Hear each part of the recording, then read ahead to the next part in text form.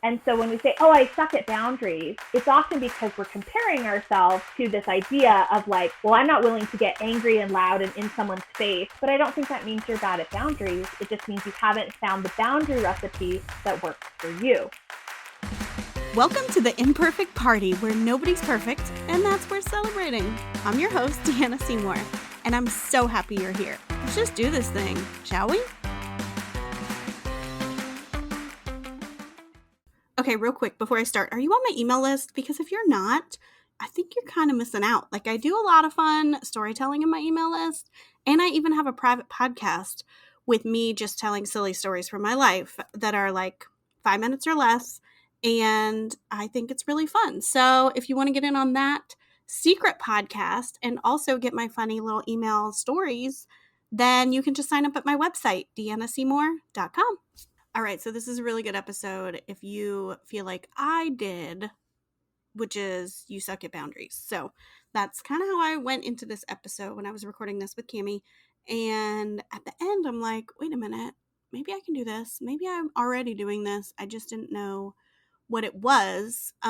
So I think if that sounds like you, if you've ever said you sucked at boundaries, then today's episode is totally for you. Okay, so Cammie Orange is a boundary life coach for queer, neurodivergent, and trauma survivors who are learning how to set their own boundaries while also parenting the next generation. So I found her on TikTok, of course, because everybody on TikTok is awesome. And maybe not everybody, but she really does approach boundaries in a way that I've never really seen it done before. And it was just really approachable and really fun. So listen in on this episode, and I think you're going to learn that maybe you're better at boundaries than you thought. Hey, Cammie, how's it going? So good. How are you? Good. I feel like we're both like the peppy. We're both like, how's it going? It's like so happy. I feel like you have a baby face like me, and your TikTok videos are like happy and perky, and I feel like we're like in the same octave. Is that what you call it? Yeah. Like our voices. I think we're both like in the excited range. We're both sunshine personalities. I agree. Yes. Okay. Is that a real thing? Did you make that up? It's a real thing because I made it up. Oh, I love that answer. Yes. What? Okay, wait, because I watched some videos about this from you. I know? Oh, you know what? This is what I do. I get excited and we jump right in. Let's just tell the people who you are. How about that? Why don't you introduce yourself? Because I'm acting like everybody knows you, and I know I have a bad habit of like when I know someone, I think everybody knows someone. So that might not be true. So introduce yourself. Let me rewind. Thank you. I would love to do that. So my name is Cammie Orange. I am a boundary life coach, and I have been working one-on-one with clients over the last 11 years. And I have clients in several different countries around the world. And my specialty is helping people to set boundaries in a way that matches who they are. A lot of boundary advice out there says, hey, you have to change who you are to set boundaries. You have to be louder, you have to be bigger, you have to be more aggressive. And that is not my style. Most of the people I work with are queer, neurodivergent, had terrible traumatic childhoods, and are trying to raise their children to have boundaries in a new way. And they did not get taught boundaries when they were growing up. And so they're starting from scratch. And I love helping people with boundaries from a compassionate, very patient perspective. Yeah, I feel like that's what drew me to you. Like, in my mind, boundaries are a little bit selfish or scary or wrong, I guess. Mm-hmm. And so when I heard some of your videos, I was like, oh, that doesn't sound that bad. That doesn't seem like a mean boundary. I feel like you are able to do them in a way that, like you said, can fit different personalities. Like you don't have to change and be this like big scary lady to put up a boundary. Yeah. And that circles back to what we were saying about the sunshine personalities. Is that's one of the things that I teach my clients is about tone and word choice and body language. And tone has to do with, I call them sunshine personalities, or we have storm personalities. And then there's people who are kind of in the middle, but they lean a little bit more sunshine, or a little bit in the middle and they lean a little bit more storm. So there's kind of 4 categories. And really, sunshine personalities are like you and me, where often the most effective tone that we can use to set boundaries is exactly the way we talk. We're the, Barbie voices of the world. Like, oh, excuse me, please don't do that. And that works really well for me. That is my tone. I'm a sunshine personality. Some people who are more stormy personalities, that would never work for them. And so for me, when I work with clients, it's helping them find the tone to set their boundaries in that fits who they are as a person. I am going to imitate for you more of a stormy personality tone, but it sounds weird when I say it because this is not me. But they have this gravitas, they have this depth, they have this like, oh, please do not do that. And it sounds so powerful when they say it. When I work with clients and they get it, like get their tone, I just get full body chills. Like it's like, oh, yes, perfect. But I can't imitate them. It sounds like I'm making fun of them if I try to say it the way they say it. Because I'm just like, yes, boundaries. But like, I don't actually talk like that. But they do. And it's so great. And so it's finding the tone that works for you. So yes, you're a sunshine personality like me. And so when you set boundaries, if you were trying to be like, oh, I'm going to try to be serious with this boundary, like it would come off awkward probably or a little bit weird versus if you use your natural tone and just say, oh, excuse me, please don't do that. That would be a very efficient way to set boundaries. And you still sound lovely. You still sound kind because you're being you. Yeah. Yeah. They wouldn't be like, oh my gosh, what just happened? Deanna just like morphed into somebody else to tell me to back off. Yeah, exactly. Yeah. Exactly. Well, okay. So do they have to find certain language too that matches their tone? Like would the words sound different or are the words the same? The tone is just different. So I teach something that I call your boundary recipe. And so it has 3 ingredients. It has your tone, it has your word choice, and it has your body language. And tone is what we just covered. The second part is what you just asked, word choice. So there is really direct words, and then there is also indirect, and there's a range between them. If you spend a lot of time with me, you'll notice lots of ranges, lots of spectrums, lots of, this works for that person, this other thing works for that person, great. So with word choice, I do really well with very, very direct language that fits the way my brain works, that fits my neurodiversity, that fits me. Other people, direct language does not work for them.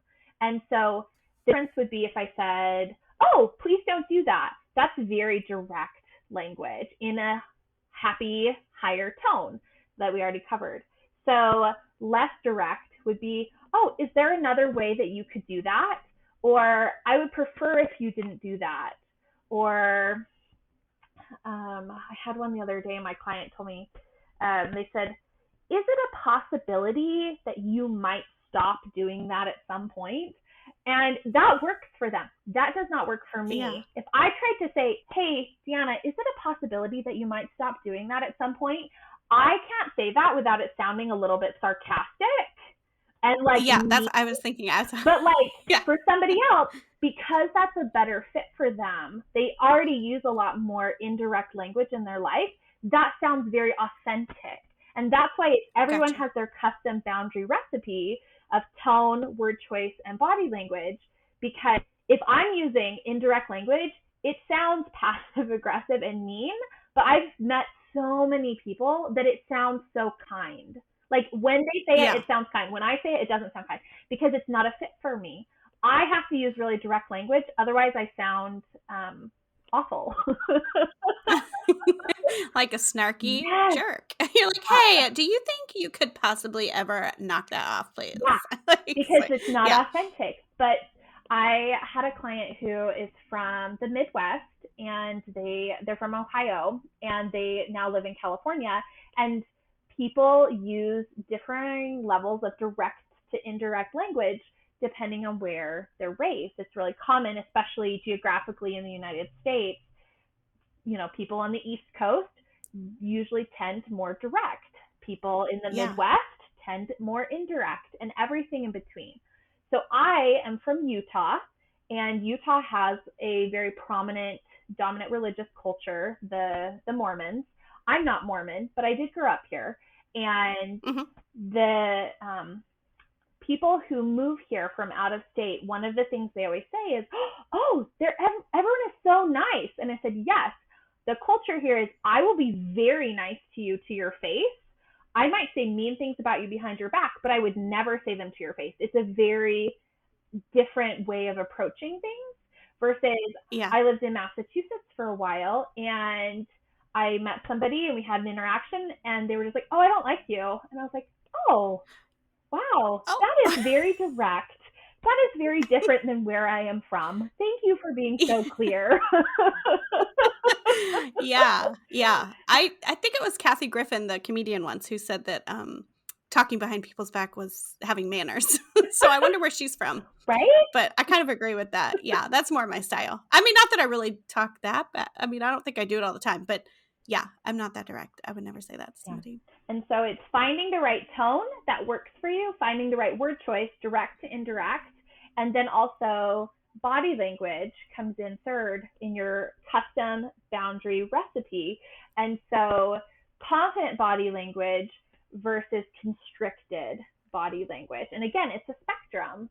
And I think there's this mythos that, oh, to set boundaries, you have to have a loud, angry tone with really direct language and really aggressive body language. And that's not true. And for most settings and most people, that's very inefficient. That would not get them the results that they wanted. And so when we say, "Oh, I suck at boundaries," it's often because we're comparing ourselves to this idea of like, "Well, I'm not willing to get angry and loud and in someone's face and like get really into that space. So I must be bad at boundaries because I can't do that." But I don't think that means you're bad at boundaries. It just means you haven't found the boundary recipe that works for you, the right tone, words, and body language. This is so like mind blowing to me. I'm like, I was exactly that person who, like, one year for New Year's resolutions, I was like, I don't know how to set, like, I think I want to be more of a bitch next year. Mm-hmm. Like, I think I'm going to be more bitchy. And it was weird, but I think it was before I even knew the word boundary. I feel like it was like in my 20s. But I think what I was trying to say was I want to set better boundaries. And I didn't do it because I didn't even know what they were called. And I don't think, like you're saying now, I don't have to be bitchy. It's not really my personality to be bitchy. So I, quote unquote, sucked at boundaries or being bitchy. So it's just interesting to hear you say there's like a whole new world of kind boundaries that sort of opened up Yeah. just now. Well, and I think for most people, when they say, "Oh, I'm bad at boundaries," what they mean is, "I have not found a way to set boundaries before I get pushed too far." Because everyone has their point that if you push them too far, you will set a boundary. That will come out, but then it comes out in a way that doesn't necessarily match how you want to be. It might damage your relationships and it doesn't make you feel good. It makes you feel gross that you're like, "Oh," and then I snapped at them and kicked them out of my house. And it's like, that is still a boundary. Everybody has that. They have their point that you can't push them past that. They will snap, but it's not setting boundaries. They don't know how to set boundaries far before that point to not even get there. And Yeah, like reactive boundaries instead of exactly, where you teach proactive boundaries where exactly. people can like know what's up before it gets too sticky. Yes. And for me, it comes from a very selfish place because and I say selfish a little bit, as a joke, because I love people. I am a people person. Like, I love my friends. I love my family. Like, my people are my people. I would cut off both arms and give them my kidney. Like, crawl through glass. Like, I love the people I love. And Yeah. because I love them so much, I am not willing to damage our relationship with resentment because it's a poison. And so I Yeah. set boundaries because I love that person so much. I don't want to resent them. I don't want to be sitting there like, "Oh, I can't believe they did that." Like, I care about them. Boundaries coming from a place of deep love.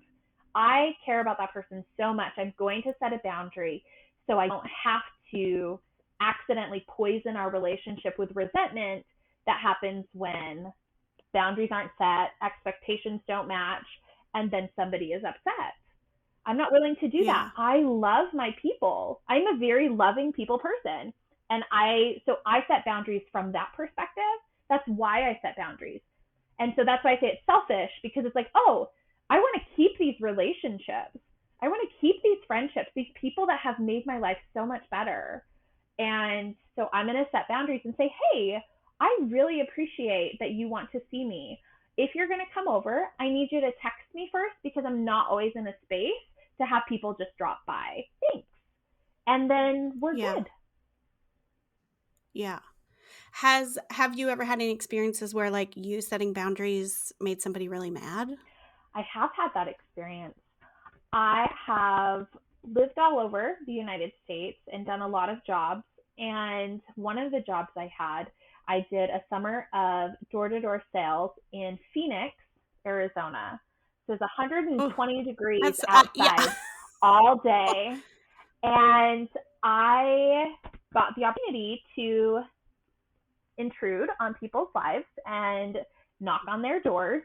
And having people be, I was 18 at the time, so very young, and having people be very upset that I knocked on their door, and they set really firm boundaries. And that, coming from Utah, where people are not like that, um, Mm-hmm. it it was a culture adjustment. I never had Yeah. somebody like yell at me and chase me off their property. That's not a thing where I'm from. Like, it's not that it couldn't happen in Utah. It's just people would just not answer the door. It's a lot more passive here. Like that. That's what I do. I like hide. Yeah. I'm like, oh my gosh, Ramona, our dog. I'm like, stop barking. Shh, they're gonna like think we're here. That's what I do. Yep. Passive. Yeah. A lot more passive. And so bumping into people who that was not how they were handling it, they were going to open their door and yell. I practiced setting boundaries in that setting. The first couple of times it happened, I'm not gonna lie, the first somebody opened their door and started yelling at me, I just ran. Like, I was so scared. Like, I just ran from this person. Yeah. And I talked to a friend of mine who had more experience and, started having conversations. And so I would practice, and I just took it as good practice. Whether or not it works, I'm never going to see these people again. To be like, oh, I get that you're upset. I mean to disturb you. If you're not interested, that's okay. I will just leave. And then I would leave and I would walk away calmly. And usually, Yeah. for me, with my sunshine personality and very direct language, I say, oh, and put my hand up, say, oh, I didn't mean to upset you. Like, it would cut them off. They would stop yelling, because that's a very confident body language gesture. I didn't back down. Uh-huh. I'm not aggressing. I'm not moving towards them, but it helps that I have, like, you and I have similar happy faces. We make good cartoon Yeah. characters, Yeah, highly, the baby face. highly Yeah. animated. And so Mm-hmm. I have big eyes. And so if I go, oh, it makes my eyes look really big. And I go, oh, and throw my hand up in a stop gesture, like, they would stop Mm-hmm. and they would stop yelling. And Yeah. it's okay if they don't want to talk to me. It's okay if they don't want to buy whatever I was selling. That is an appropriate boundary for them to set. It's also not okay for them to yell at me. And both of those Yeah. things can be true.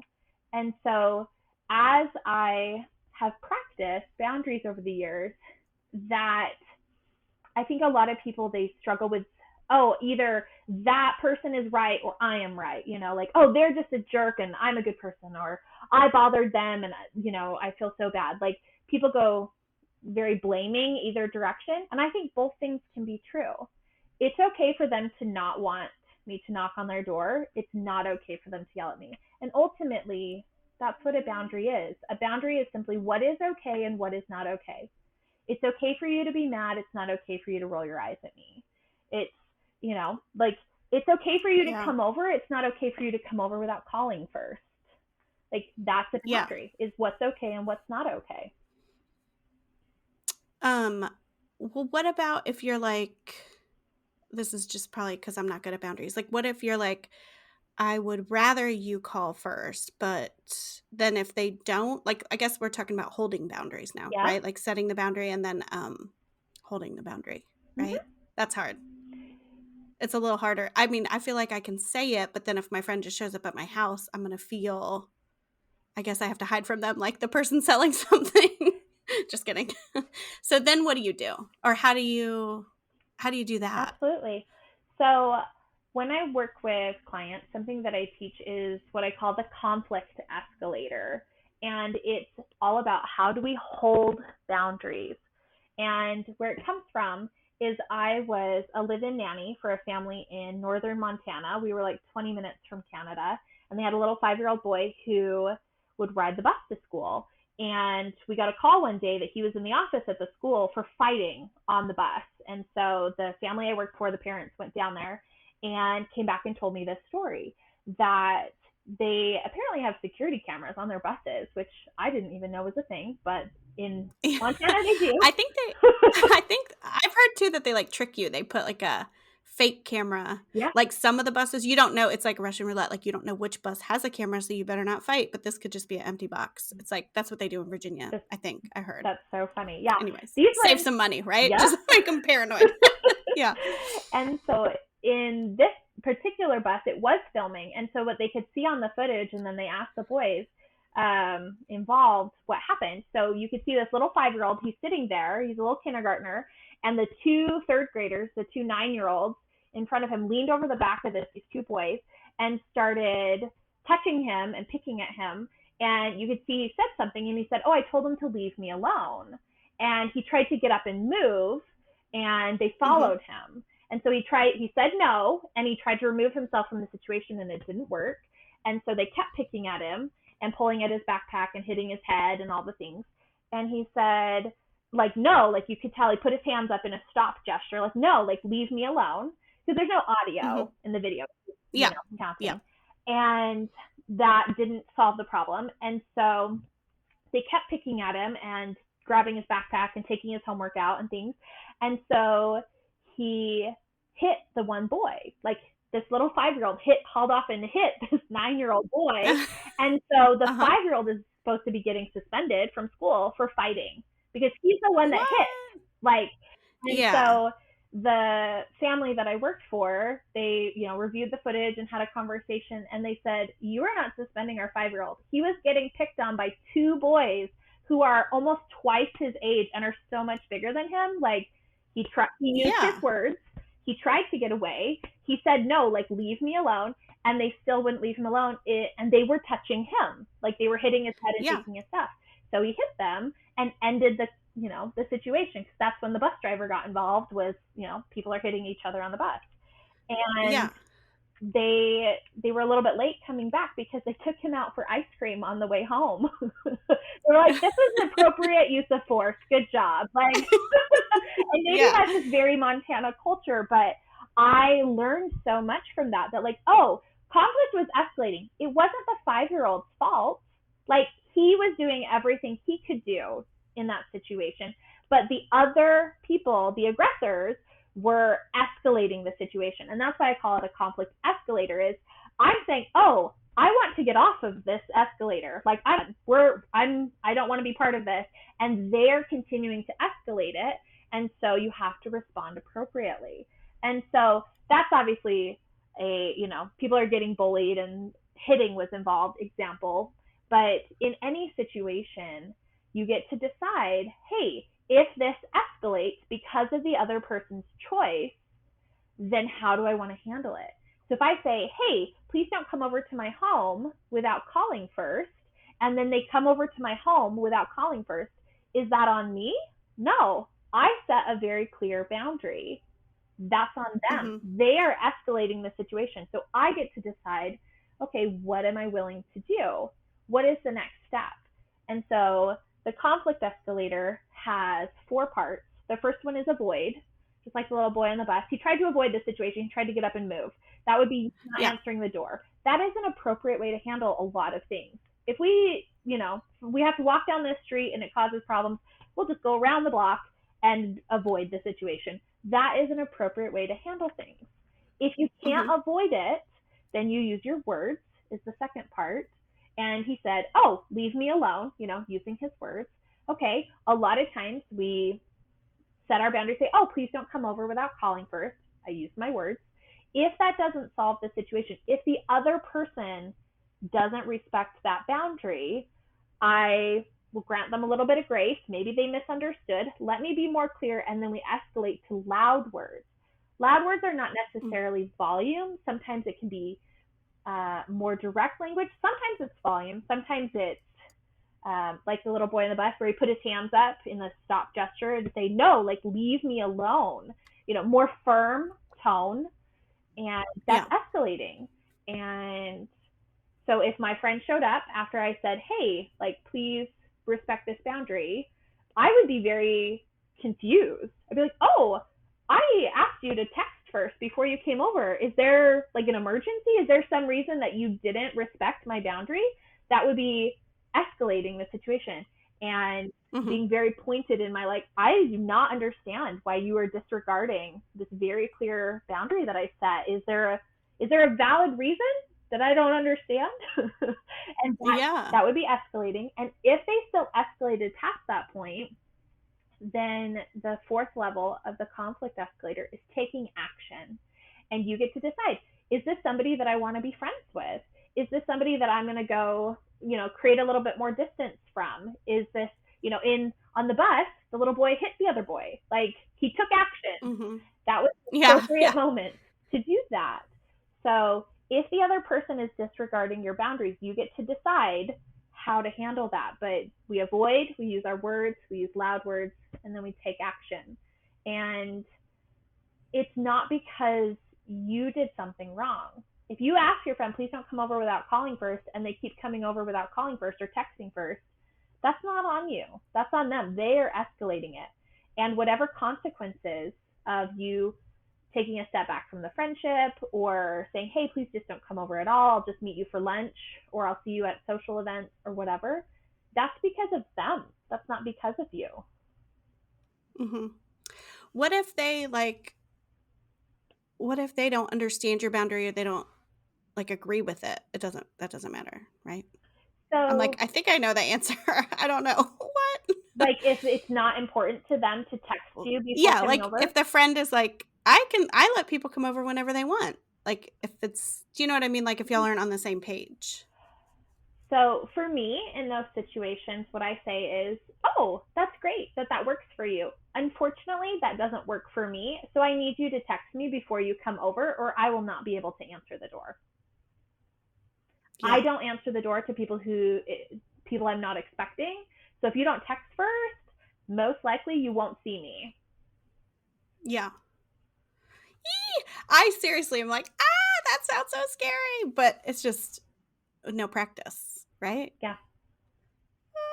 So has anybody, have you ever gotten mad at somebody? Or not mad, but I guess I'm worried, and maybe other people probably have trouble setting boundaries because they don't want to disappoint other people or make other people sad. So, have you ever been disappointed? I feel like you're good at boundaries, but have boundaries ever, other people set them and then it's like a bummer for you?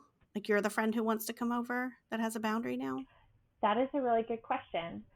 So, yes, I have had people set boundaries with me that I was like, oh, that's disappointing. I wish that was different. But also, I really value that people do what makes them feel comfortable and safe. Most of the people in my life are queer, neurodivergent, or had traumatic childhoods, and are also raising tiny humans, or some combination of those factors. And all of those things make, I also have lots of disabled or chronic friends, or who also have chronic illnesses. All of those things make boundary setting and life just more complicated. And so I think because of the circles that I'm in, I'm expecting, hey, what accommodations do you need to be able to navigate this? Whether it's because you have XYZ childhood trauma, whether it's because you have this chronic illness, whether it's because you have 6 tiny humans at home, and, children just make everything more complicated. Everybody has things that they need. And because I go into a friendship, go into a situation knowing that, hey, they probably have needs or boundaries that I'm not aware of, I ask those questions. So it's very rarely I crossed the boundary and they need to set it and then I'm upset, because usually we have Mm-hmm. those conversations up front of what works for you, what accommodations do you need. Like I don't really enjoy people who want to discuss the minutia of their weight loss or weight gain. That is not a topic Mm. that I am willing to discuss with people. And Yeah. so I have to set a boundary with that. So if I say, oh, actually, I can't talk to you about that, then they already know, oh, there's things that Cami doesn't talk about because we've had this accommodation conversation. So I think it makes boundary setting easier in the moment because we're not starting from scratch. I will set that boundary from Yeah. scratch. If it was a total stranger, and I'm like, oh, actually, that's not a topic I can discuss with you. But for the most part, with people who are in my life on a regular basis, like that's a thing. And if Yeah. they say that to me, then I get it. Like I've had people be like, oh, actually, that thing that you want to talk about, I don't have the space for that right now. I said, oh, thank you so much for telling me. And then we changed the subject because I have that in my life. So it's easier for me to accommodate their boundaries. And I think that that's the summary of what I'm trying to say is the more boundaries I set, the easier it is to accommodate and accept other people's boundaries. Because to me, boundaries are love. Yeah. Yeah. I think this is this always happens when I do a podcast and people are dropping bombs on me and I'm like, whoa, this is crazy. But I think you're right. The having the discussion before it happens instead of it being like a thing where they're like, but I really need to talk about this, and right in that moment you have to like defend, like it doesn't turn into a thing. Like I love the idea of pre discussing it. Yeah. I mean, how does that happen? Like it sounds so formal. Like okay, let's say like when do you have that conversation? Like with a new friend, are you like, "Hi, I'm Cami. Here's my boundaries. Nice to meet you." Like how does that look? So I mean, it sounds like you and your friends are all cool and you all know about boundaries and you're all doing so good. So how do I bring it up if I'm like not good at boundaries and have never really discussed it with people? So there's lots of ways to lead into boundary conversations depending on the relationship. So in your example, if it's a brand new friend that you're starting to make, the less emotional charge you bring to the conversation, the more matter of fact you are about it, the more matter of fact other people are. So if I Yeah. came to you, you and I were getting to know each other, and I was like, Deanna, I just have to tell you, and I know this is super, super weird, but I can't ever have you tell me that you like gained or lost weight. Like just don't ever, ever, ever mention it, okay? Like that would be weird. That would be super intense. Yeah. And you would be like, okay, now I'm a little bit scared. Like, and so, but if I was like, oh, actually, I don't like to talk about weight. Let's talk about something else. Tell me more about what you do as a teacher. How's, what are your plans for the summer? Yeah. Like, that's so fluid. Like I'm not making it Mhm. weird. And so if that was really important to you and you were like, oh, actually I need friends in my life who want to talk about the minutia of, gained a pound, lost a pound, then we would find out real fast we're not compatible as friends in that way. And that doesn't mean we can't be Yeah. other types of friends, but maybe not one-on-one. We have lunch together every week because if that's what you want to talk about and that's not something I want to talk about and we don't match, I think that's Mhm. effective because Yeah. I want to be friends with people who are a good fit. And Yeah. I And think you deserve a friend who wants to talk about that with you. I just personally am not that person. yeah. Yeah.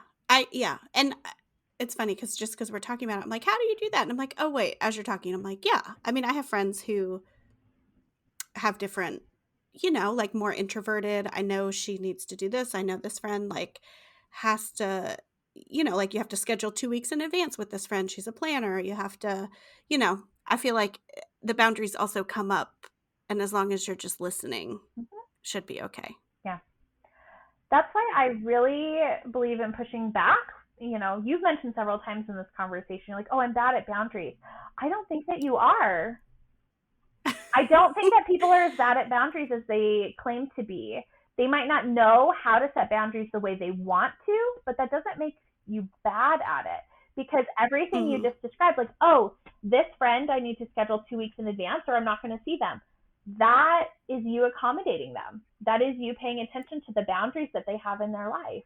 oh, this friend, if we're going to get together during the day, she's going to have to bring her kids. So we try to get together in the evening. That's you accommodating them. That's you paying attention to what matters to them. You know what's okay and what's not okay for those people. And those are boundaries. You are good at them. It's learning how to give yourself permission to set what is okay and what's not okay for your own life. And I think it's a skill Yeah, gap, but it doesn't mean that you're bad at it. I think you have all the that's true. requisite skills. Um, how do I say this? All of the desire and all of the other pieces of your life to be able to practice this. Yeah, that's what I was going to say. Maybe I'm not bad at it. I just don't have a lot of practice with it. So it feels uncomfortable. Yeah. Is that fair? Yeah. That's Things that are okay. unfamiliar.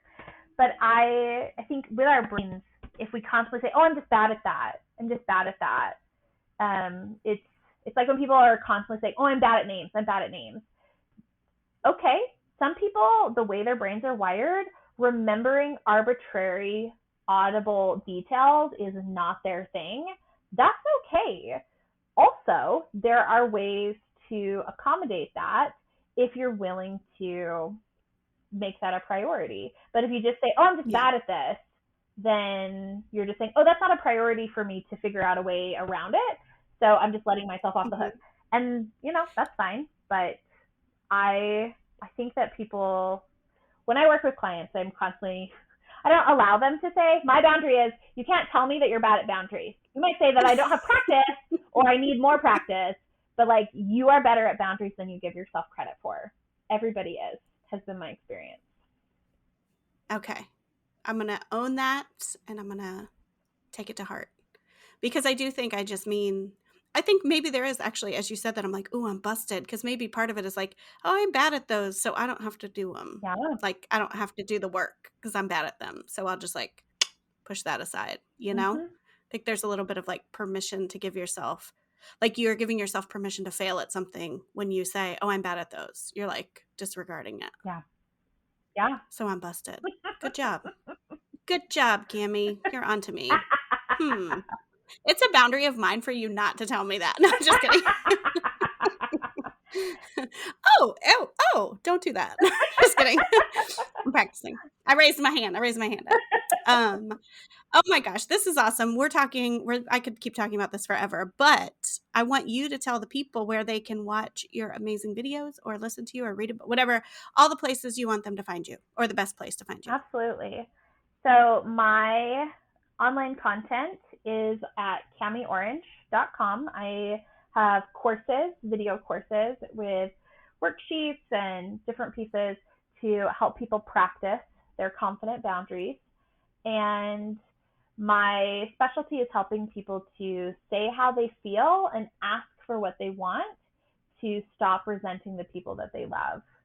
Because I do believe that resentment is a poison. And I offer online courses at camiorange.com, and there is also an option there to work with me one-on-one and to book a session. I do work one-on-one with clients using online video conferencing software, and so I have clients all over the world.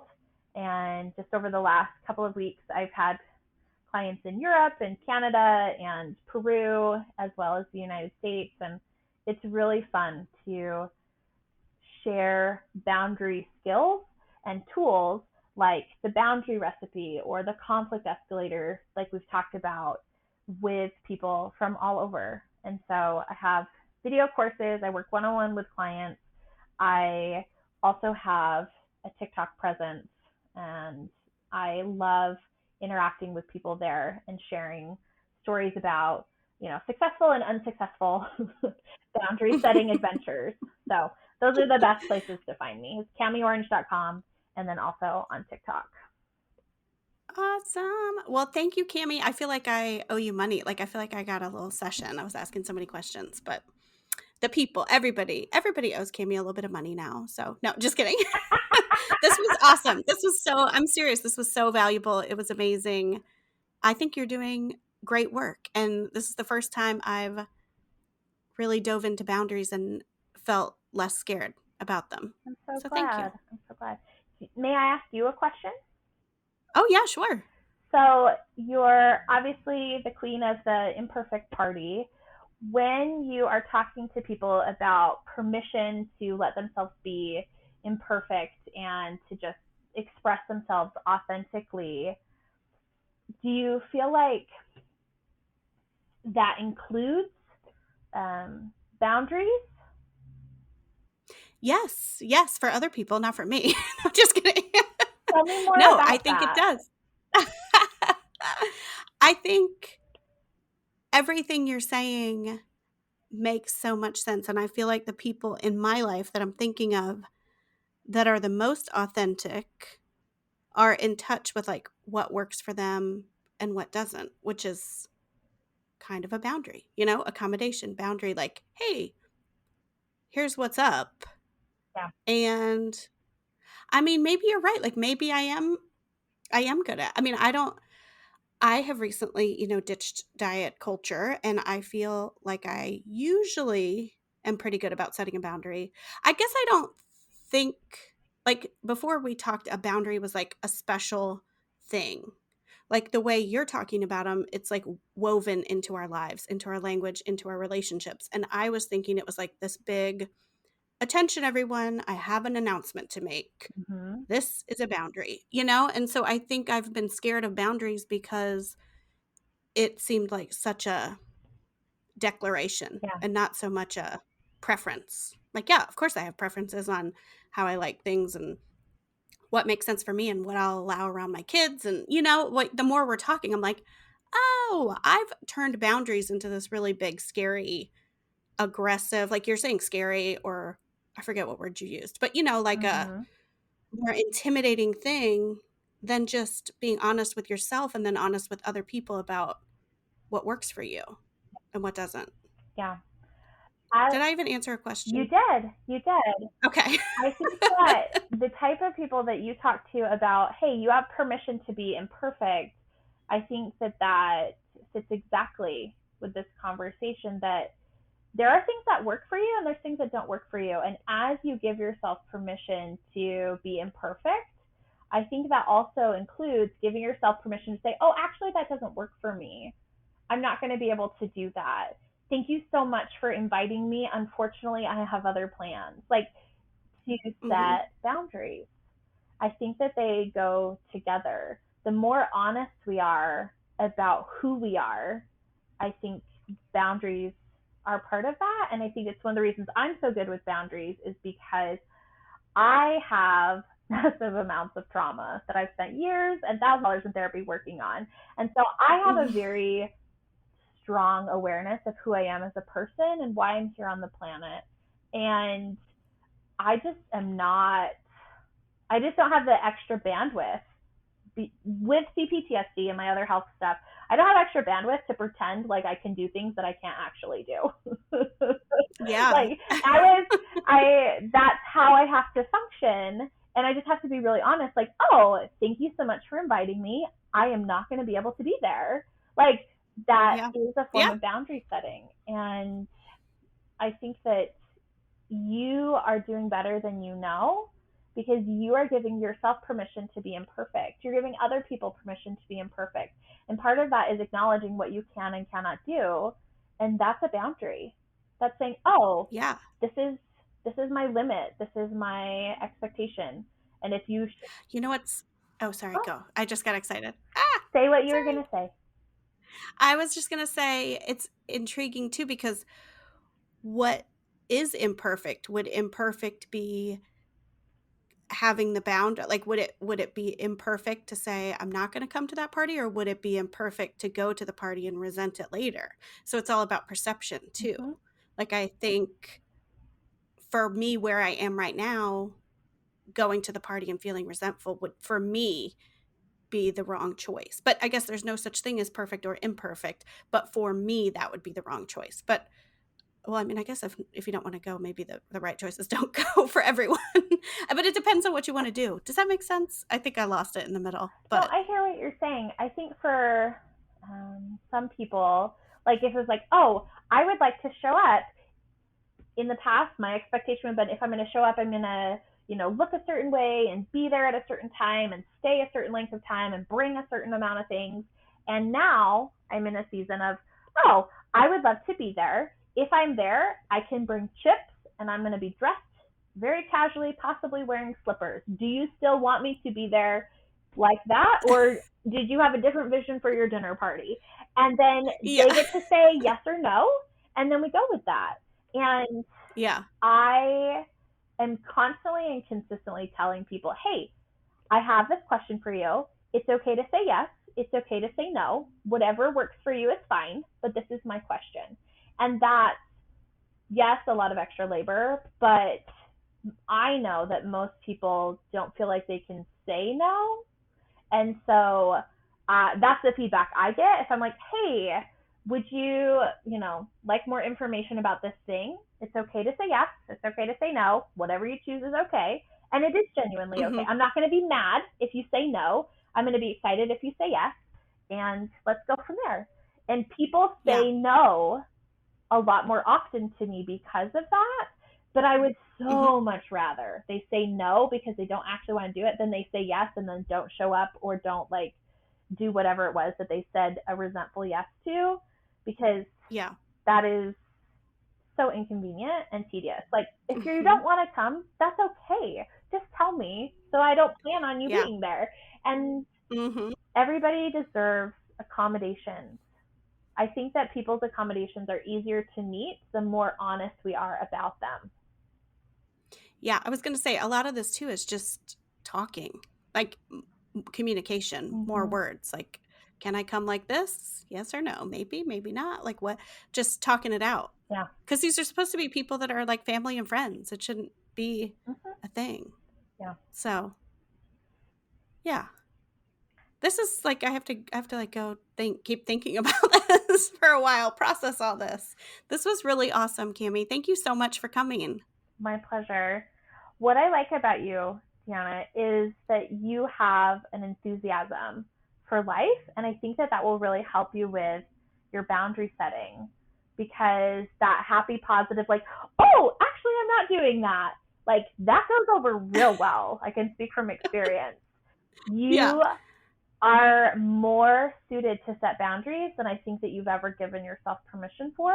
You will be amazed at what you can say yes or no to in your sunshine personality voice if you just go for it.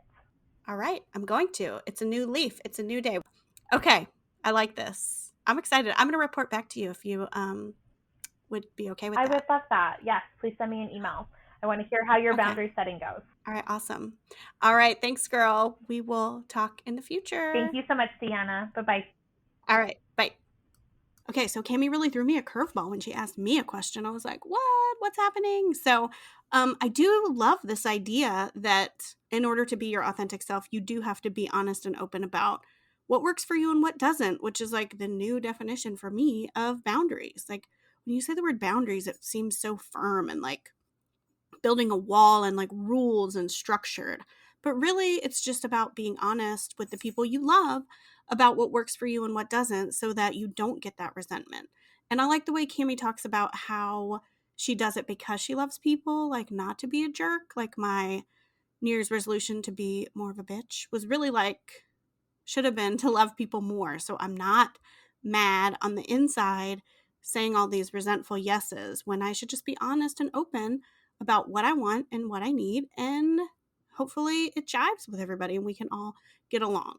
So yes, the proactive boundary setting, not the reactive boundary setting. Oh, I like that she said too, you get to a certain point where you make a boundary, but it's more out of anger because you're just pushed to the limit and then you make it. So think about that. Hopefully you learned some things. I know I did, and I'm excited to kind of move forward with this new viewpoint around boundaries. So to check out the show notes and get all the info and the deets, you can go to deannaseymour.com/CamiOrange, KamiOrange. Woohoo! You just finished another episode of the Imperfect Party Podcast. Woo woo! If you know anyone who should totally hear this episode, can you do me a favor and send it to them? Oh, and don't forget to hit subscribe and leave a review so more people can find their way to our little shindig. And remember, nobody's perfect. Let's party. See you next time.